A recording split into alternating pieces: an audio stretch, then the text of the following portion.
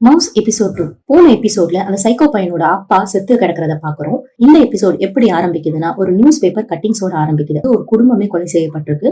அந்த குடும்பத்தோட மூத்த பிள்ளை, அதாவது நம்ம சைக்கோ பையனை தான் சொல்றாங்க, அவன் தான் முதன்மையான குற்றவாளி அப்படின்னு சொல்லி நியூஸ் பேப்பர்ல நியூஸ் போட்டிருக்காங்க. அடுத்த சீன்ல இந்த சைக்கோ பையன் இப்போ போலீஸ் ஸ்டேஷன்ல இருக்கான். இந்த உண்மை கண்டறியும் கருவி அப்படின்னு சொல்லுவாங்க இல்லையா, அதை வச்சுதான் அவன் உண்மை சொல்றானா அப்படின்றத செக் பண்ணி பாக்குறாங்க போல இருக்கு போலீஸ் எல்லாம். அவங்க கிட்ட ஒரு போட்டோவை காட்டுறாங்க. அதுல 3 பிணங்கள் இருக்கு.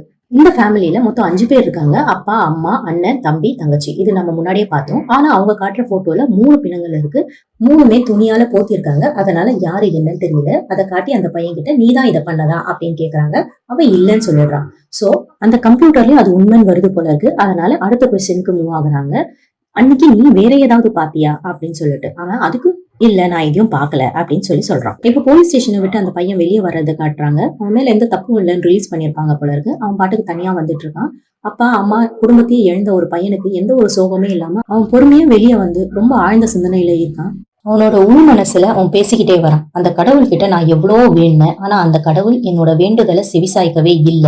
இந்த இடத்துல அந்த சின்ன பையனோட வாய்ஸ் மாறி ஒரு பெரிய ஆண்மகனோட வாய்ஸ் வருது. அந்த வாய்ஸ் என்ன சொல்லுதுன்னா, கடைசியில நான் ஒரு கொலைகாரனா மாறிட்டேன் அப்படின்னு சொல்லுது. அதாவது இப்பதான் அந்த கொலையை ஆரம்பிக்குதுன்னு நினைக்கிறேன். சோ பாஸ்ட்ல வந்து அவன் கொண்டிருக்க மாட்டான் அவங்க அப்பா அம்மாவை. ஆனா இப்ப என்ன சொல்றான்னா, என்னுடைய முதல் கொலை வந்து நான் ரொம்ப கஷ்டப்பட்டு கொண்டேன், என்னோட எல்லா எனர்ஜியும் போயிடுச்சு. ஆனா நான் என்னோட முதல் கொலையை பண்ணும்போது ரொம்ப சந்தோஷமாவும் ரொம்ப த்ரில்லிங்காவும் நான் ஃபீல் பண்ணேன் அப்படின்னு சொல்லி ஒத்துக்கிறேன். அந்த சீன் அப்படியே எப்படி வருதுன்னா, ஒரு பொணம் வந்து சேர்ல கட்டி போட்டு அதை எரிச்சு அந்த எரிஞ்ச டெட் பாடியில இருந்து புகை வருது. அதுதான் நமக்கு காமிக்கிறாங்க. அந்த டெட் பாடியை யாரோ நின்னு பாக்குற மாதிரி, அதாவது இந்த கில்லர் அந்த சைக்கோ பையன் இப்போ ஒரு சைக்கோவாவே, ஒரு ஃபுல் சைக்கோவாவே மாறி நிக்கிற மாதிரியும் காட்டுறாங்க. நியூஸ்ல என்ன சொல்றாங்கன்னா, அது ஒரு பாக்ஸிங் கிளப். அந்த பாக்ஸிங் கிளப்போட ஹெட் ட்ரெயினர் அவர் தான் வந்து கொல்லப்பட்டிருக்காரு அப்படின்னு. அது மட்டும் இல்லாம முக்கியமான விஷயமே, இந்த கொல்லப்பட்ட அந்த பாக்ஸர் அவர் வந்து ஏற்கனவே அந்த ஹெட் ஹண்டரால 25 வருஷத்துக்கு முன்னாடி கொல்லப்பட்ட ஒருத்தரோட ஃபேமிலி மெம்பர் அப்படின்றத சொல்றாங்க.